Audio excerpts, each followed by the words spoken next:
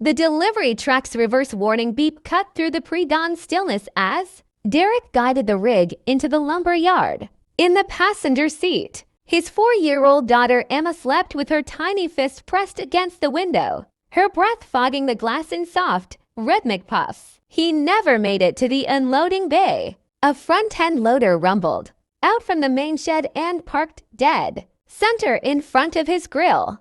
Bucket lowered, engine throbbing like a held-back threat. The woman behind the wheel climbed down and walked straight toward him, her boots crunching on the gravel. "If you haul that wood chipper out of here today," she said, her voice steady but edged with urgency, "this operation is finished before the end of the month. Give me 30 days. I'll pay you every cent, principal and interest combined." Derek looked past her at the weathered orange chipper sitting beside the storage barn. His chipper, the one her husband had borrowed and never compensated him for. He glanced at his sleeping daughter, then back at the woman. The yard smelled of fresh sawdust, damp earth, and diesel fuel.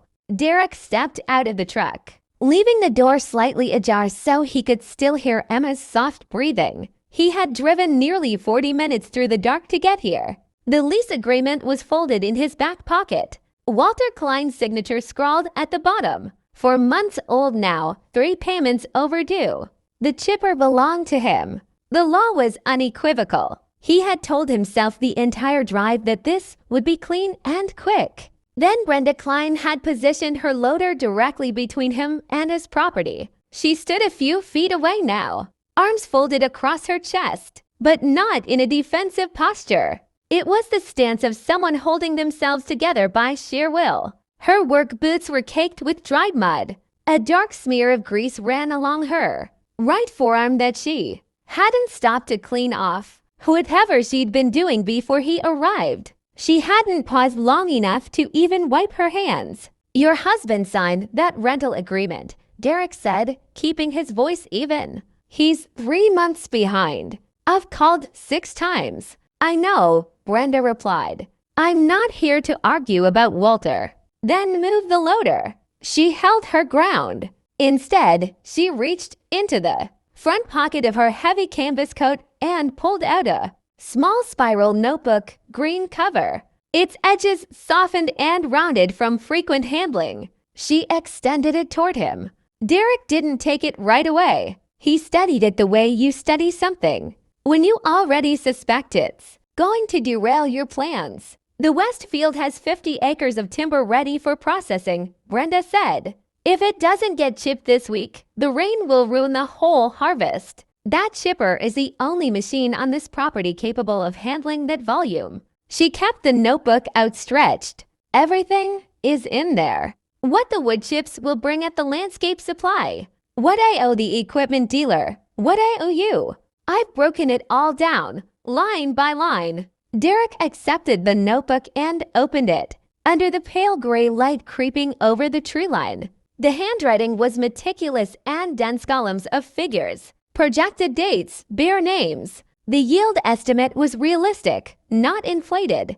The repayment schedule she'd mapped out would clear his entire rental debt in 4 installments, the final one due before the month's end, with a fair percentage added as interest. She hadn't written her husband's name anywhere in those pages. "Walter doesn't know I'm out here," Brenda said. "I'm not asking you to renegotiate with him. I'm asking you to make a fresh agreement with me, separate from him. My signature, my responsibility." Derek closed the notebook and looked back at his truck. Emma had shifted in her sleep, her small face now tilted toward the windshield. She hadn't woken. She was still in that deep, trusting sleep that only young children can achieve. The kind that assumes the world will remain safe while they dream. That was the weight of being her father. She trusted, and he had to earn that trust every single day. He thought about his bank account, not much there. The chipper was old, but it had resale value if he moved it quickly. A bear in the neighboring county had already shown interest. That cash would cover Emma's preschool tuition through the spring and leave a little extra for the water heater in his own house that had been on its last legs since winter. The math was simple. Take the equipment, sell it, move forward. But he looked at Brenda's notebook again, at the columns she'd drawn by hand, the figures she'd verified. Twice he could see the tiny check marks next to each entry. This wasn't desperation disguised as strategy. This was a legitimate, working plan. He dealt with enough people who didn't honor their obligations to recognize the difference. Why didn't you call me before it reached this point? He asked ... Because I didn't realize how far behind Walter had fallen until 3 weeks ago, Brenda said. He handled all the finances. Handled. Something shifted in the way she said that second word, not exactly grief, but the particular flatness of someone who had already worked through their sorrow and emerged into something harder and more purposeful ... I went through the books myself after he left for his brother's ranch. That's when I found your invoices. Derek folded the notebook and held it back to her. She accepted it ... If I sign a new contract with you, he said, Walter could still come back and dispute it. He's still the named leaseholder on this property. The lumber operation runs under a separate agricultural account. Brenda replied, I have co-signatory authority on anything related to seasonal crop and timber management. I had a lawyer in town review it last week. It's legally sound. She'd already consulted an attorney. He hadn't anticipated that. Derek walked to the front of his truck and pressed his palm against the hood. It was still warm from the drive. He looked past the fence line at the field beyond. The timber stood there, dense and pale in the early light, heavy enough that the lower branches were starting to sag under their own weight. Anyone with experience could see it needed to be processed immediately. He opened the driver's side door, reached into the glove compartment, and pulled out his own paperwork, the original rental agreement and a blank contract template he always carried. He spread them across the truck's hood. I'll need a supply depot receipt as collateral, he said. If the sale falls through or comes in under projections, the chipper comes back to me within 48 hours. No arguments, no negotiations. Agreed, Brenda said. And Walter's name comes off everything from this point forward. I'm not chasing two people. His name was never going to be on this agreement.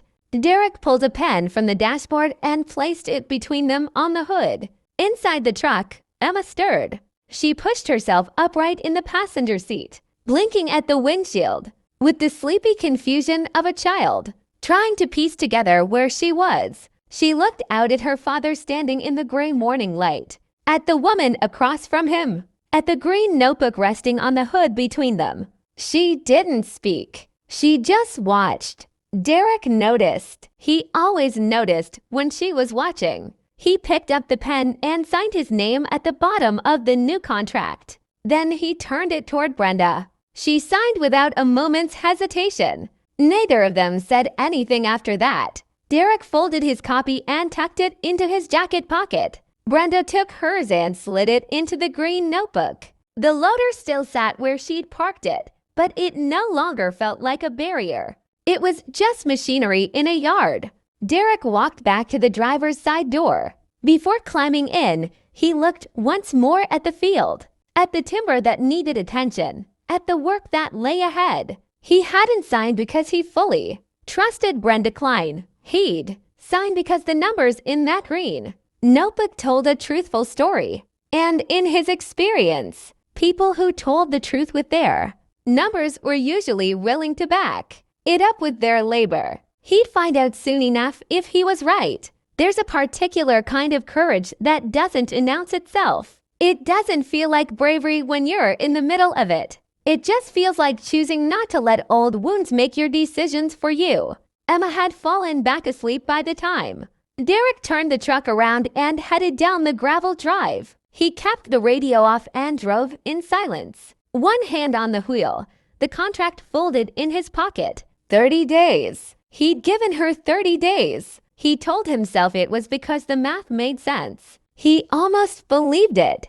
Derek returned the next morning with his tools in the truck bed and Emma in the passenger seat clutching a coloring book she'd nearly finished. The first 3 days were nothing but work. The Westfield's drainage ditch had a collapsed section that was flooding the soil 200 yards from where it should have been draining. Derek found it by walking the line on foot, watching for the soft, waterlogged ground. He dug it out, cleared the blockage, and replaced the damaged pipe with fittings from his own toolbox. Brenda was in the adjacent paddock when he finished, repairing a section of fence where livestock had pushed through during the night. She didn't ask him to help with the animals. He didn't offer. They each had their responsibilities, and they handled them.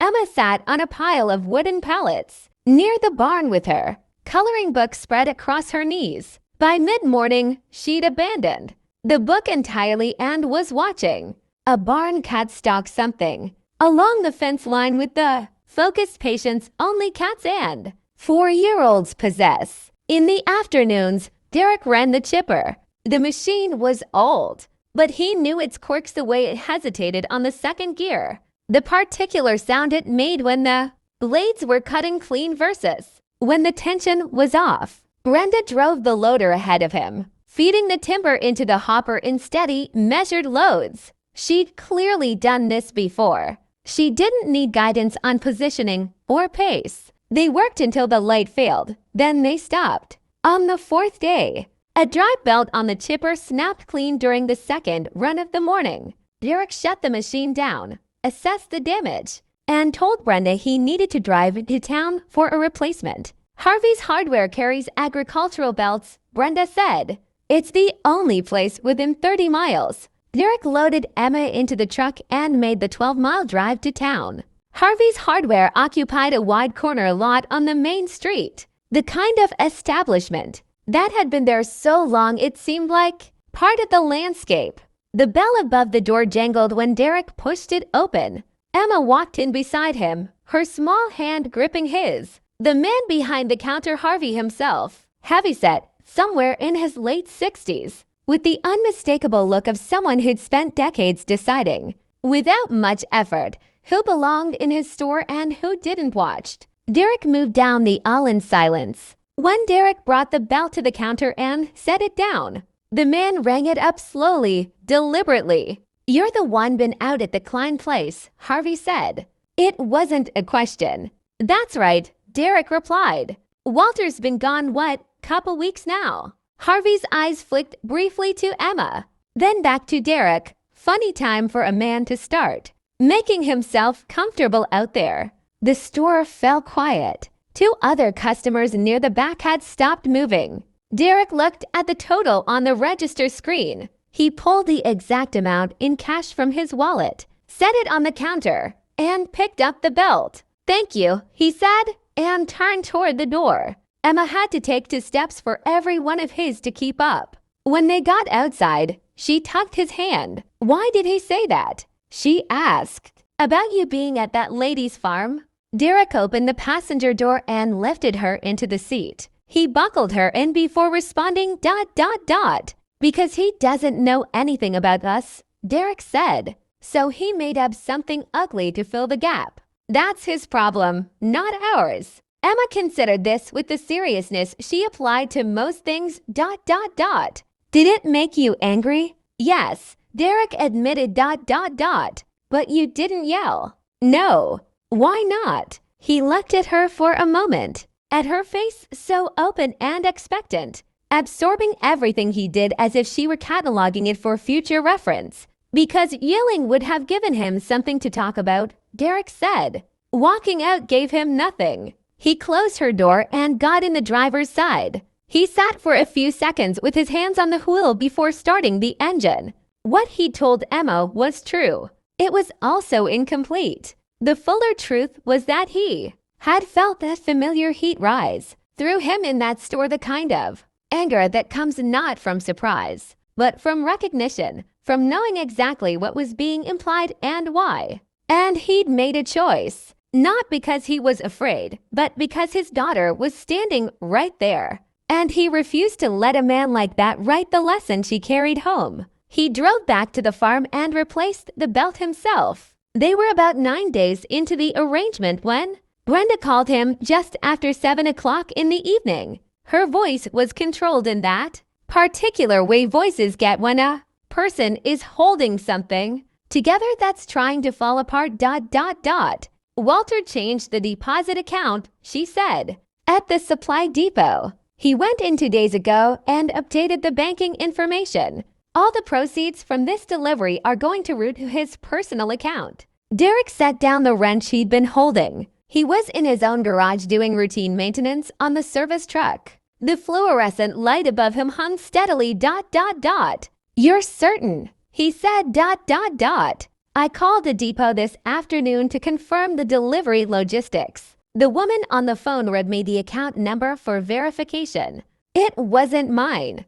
Derek looked at the wall. Above his workbench at the contract, he'd folded and pinned there 3 days after signing it, because he liked being able to see the terms of anything he'd agreed to. His name, Brenda's name, the payment schedule, the supply depot receipt clause. If the money routed to Walter's account, it would be gone. Walter would spend it before anyone could file a claim. Brenda would lose her operating capital. The equipment dealer would revoke her credit, and the whole operation would start unraveling.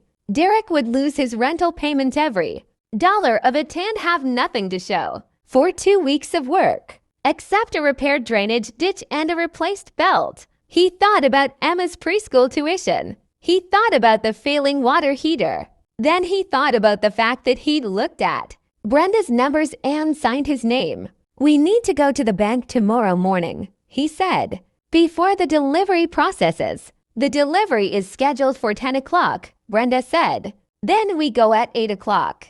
Derek picked Brenda up at 7:45. Emma was in the back seat with her coloring book freshly restocked with a new set of crayons Derek had bought the night before, without quite admitting to himself why. The First Agricultural Bank of Crestfield sat on the same Main Street as Harvey's Hardware, 3 blocks west. Derek pulled into the lot and cut the engine. Before they got out, Brenda turned to look at him from the passenger seat. She had the green notebook with her, and on top of it, a manila folder he hadn't seen before. Walter is already here, she said, looking at a gray pickup parked near the entrance. That's his truck. In a town this size, word traveled fast. Someone at the supply depot, a neighbor on the county road. It didn't take much. Walter had known they were coming. Derek looked at the truck. Then he looked at the bank's front door. Then let's go, he said. Inside, the bank smelled like recycled air and industrial cleaner. Walter Klein was standing near the service desk, talking to one of the tellers in the low, easy tone of a man who believed his presence in a room was proof of his right to be there. He was broad-shouldered and weather-beaten, somewhere in his mid-40s, wearing a collared shirt that was too clean for someone who'd supposedly been at his brother's place. He saw Derek walk through the door and his expression shifted not to surprise, but to something more calculating. Well, Walter said loudly enough for the room to hear. Didn't expect company. Brenda walked past him toward the service desk without responding. Walter watched her go, then looked at Derek with that particular smile of a man who thinks he's already won. I appreciate you keeping an eye on things out at the property, Walter said. While I've been away. Derek didn't answer. He followed Brenda to the desk. The branch manager who came to meet them introduced himself as Gerald, a careful man who kept his hands folded on his desk and his voice carefully neutral. Gerald explained that the account update Walter had submitted was procedurally valid. Walter's name was on the operating account as primary holder. The change had been processed through proper channels. Walter, seated across the desk to the side, said nothing further. He didn't need to. He let the manager's words do the work. Brenda opened the manila folder. Inside was a document Derek hadn't seen before, a notarized power of attorney, 3 years old, granting Brenda full authority over financial decisions related to seasonal agricultural operations on the Klein property. Walter had signed it himself. back when he'd needed her co-signature to secure an expansion loan. The authority was specific and legally binding. It covered exactly the kind of supply depot transaction Walter had just tried to redirect. Gerald took the document. He read it carefully, then read it again. Walter's expression didn't change immediately. It changed slowly, the way ice changes from solid to something that still looks solid but has lost its structural integrity. Gerald excused himself to consult with the bank's compliance officer. He was gone for 11 minutes. Derek knew because he watched the clock on the wall above the manager's desk. While they waited, Walter looked at Brenda. Then he looked at Derek. Then he said at the thing that had been building behind his eyes since they'd walked through the door. "You should have kept him sweet until we worked things out," Walter said to Brenda. His voice dropped low, but not low enough. "That's how you handle it. You keep them close until you don't need them anymore." The room went still. Emma, sitting on the chair beside Derek with her coloring book open in her lap, looked up. Derek felt the heat again, the same heat from Harvey's store, but deeper this time, more personal. Walter hadn't just implied something ugly. He'd said it in front of his daughter. He'd said it as if Emma weren't there, or as if it didn't matter that she was. Derek looked at his daughter. She was looking back at him with dark, steady eyes. He had given her 30 days. Now he had 20 left. But for the first time since he'd pulled into this yard, he wasn't counting them. Emma stirred in the back seat. "Daddy?" she murmured, her voice thick with sleep. "Right here," Derek said. "Are we going home now?" "Soon," he said. "First, I need to help that lady with her trees." Emma nodded, already sinking back toward sleep. "She seems nice," she mumbled. Derek smiled. "Yeah," he said. "I think she is." He started the engine and pulled forward slowly, letting the truck idle while he decided what to do next. There was still work ahead. The kind that didn't show up on any contract but mattered just as much. Some debts aren't measured in dollars. Some loans are repaid in trust, in showing up, in not walking away when walking away would be easier. Derek had learned that lesson from his own father, who taught him that a man's word was the only currency that couldn't be devalued. He taught Emma that same lesson by living it day after day, in small ways she might not even recognize. The next 2 weeks passed in steady rhythm. Derek arrived each morning before sunrise, Emma asleep in the passenger seat, and worked alongside Brenda until the light faded. They processed the timber, repaired the loader, and cleared the remaining sections of the west field. By the 25th day, the delivery was ready. On the morning of the 28th day, Brenda met him at the barn door with a check in her hand. "The deposit cleared," she said. "Your full payment plus the interest. I had the bank issue a cashier's check so there's no hold." Derek took it and looked at the amount. It was exactly what she'd written in the green notebook, not a dollar short, not a dollar over. He folded it into his pocket without counting it. "I don't need to count it," he said. "I trust you." Brenda looked at him for a long moment. Something shifted in her expression, not quite surprise, but close. "Most people don't," she said. "After dealing with Walter, most people aren't me," Derek said. He turned to walk back to his truck, then paused. "One more thing," he said. "The water heater at my place. It's been on its last legs since winter. I've been putting off replacing it because I wasn't sure about the money." Brenda waited. "This check covers that and then some," Derek said. "I could have taken the chipper back, sold it, made more money faster. But I would have lost something else, something I couldn't put a price on." "What's that?" Brenda asked. "The knowledge that I can look my daughter in the eye and tell her that doing the right thing is always worth it, even when it's hard. Especially when it's hard." Brenda nodded slowly. "I understand," she said.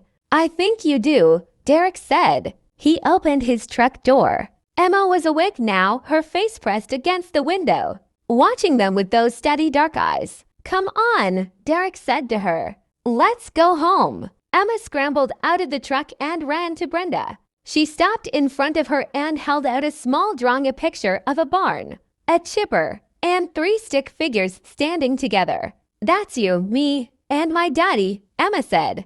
"We're all friends." Brenda knelt down and took the drawing carefully, as if it were made of glass. "Thank you," she said, her voice thick with emotion. "This is the best present I've received in a long time."